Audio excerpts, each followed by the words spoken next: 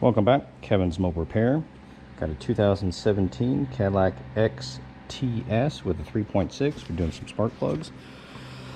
Front three, not a problem. Back three, intake manifold's got to come off.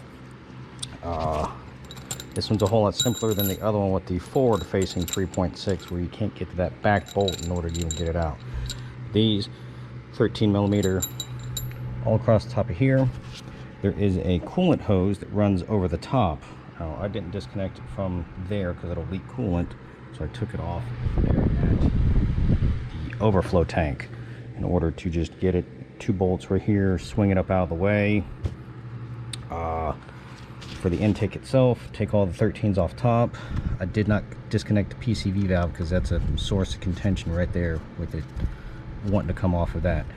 Disconnect the map sensor, disconnect your throttle body connector, disconnect your EVAP hose and your connector to the EVAP hose, and then I can get it and I just swing it out of the way far enough where other things don't need to be disconnected, like this air charge pipe here for the, looks like it's for the brakes, but there's everything all back there. Get to it, need an extension, like yay, get it out, and then a magnet to get the spark plugs out and stuff like that. But like I usually say, less things take off the better.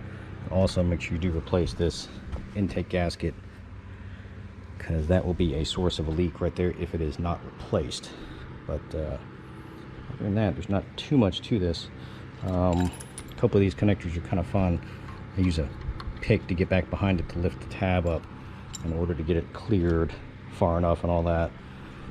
Also, shove a rag down an intake so nothing by chance falls down inside there, get into the engine, then you have a big problem with that. What else? Not too much. Also did not disconnect any of the coils, just unbolt them, swing them out of the way so you don't mess with the connectors. Back in the back are going to be the worst because they're going to be where the most of the heat is at, so they could become brittle. So we just take them off, don't have to worry about there's enough play with the harness in order to swing them out of the way with no possibility of breaking those connectors, which is a good thing.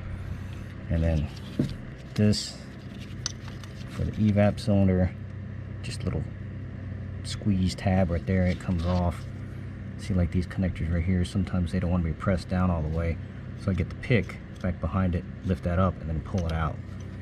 This one wasn't too bad. This one's got a big enough throw on it to be able to take it off and such. But other than that, it's not too big of a problem. Probably took me about 20 minutes to do all this. You know, labor time pays like 2.4 hours for this job, so I should be done here very shortly. But